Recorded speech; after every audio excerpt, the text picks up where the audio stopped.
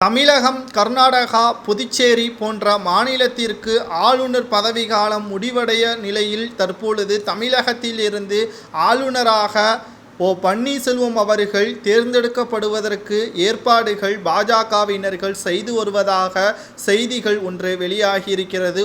பன்னீர்செல்வம் அவர்களுக்கு இந்த தகவல் கிடைத்துவிட்டதாகவும் எடப்பாடி பழனிசாமி அவர்கள் மிகப்பெரிய ஒரு அதிர்ச்சி அடைந்திருப்பதாக செய்திகள் வெளியாகியிருக்கிறது.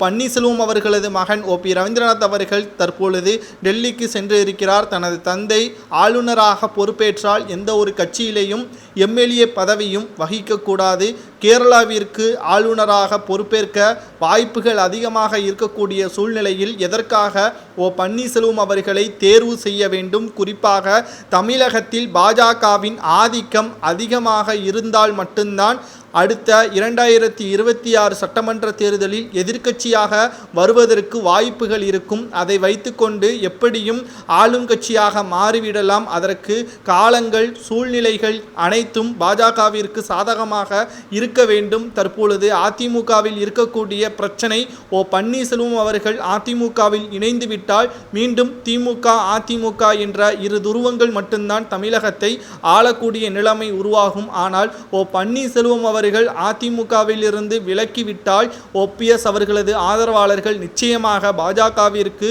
வருவார்கள். அது மட்டுமல்ல, பாஜகவின் வாக்கு எண்ணிக்கையும் அதிகமாகும். ஆளுநர் பதவி கொடுப்பதால் பாஜகவிற்கு எந்த ஒரு நஷ்டமும் வரப்போவதல்ல. ஆனால் அதிமுகவிற்கு மிகப்பெரிய ஒரு இழப்பாக நேரிடக்கூடிய வாய்ப்புகள் இருப்பதாக செய்திகள் தற்பொழுது வெளியாகி இருக்கிறது.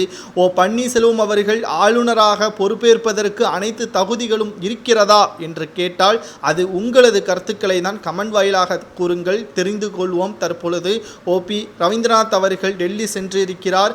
மத்திய பாஜகவின் மிக முக்கியமான அமைச்சர்களிடமும் நிர்வாகிகளிடமும் ஆலோசனை நடத்தி தனது தந்தையான OPS அவர்களுக்கு கேரளாவில் ஆளுநர் பொறுப்பு கொடுத்தால் அதை முழுமையாக ஏற்றுக்கொள்வதற்கான வாய்ப்புகள் இருப்பதாகத்தான் பார்க்க முடிகிறது. ஆனால் புரட்சித் தலைவர் ஜெயலலிதா அவர்களது ஆத்மா நிச்சயமாக காலம் இருக்கும் வரை அதிமுக தான் தமிழகத்தை ஆள வேண்டும். அதிமுகவின் தொண்டர்கள் அதிமுகவிலிருந்து விலக மாட்டார்கள் என்றும் கூறியிருந்தார். பாஜகவின் திட்டத்திற்கு OPS அவர்கள் சரி சொல்லலாமா அல்லது அதிமுகவிலேயே நீடிக்கலாமா என்பதை கூறுங்கள்.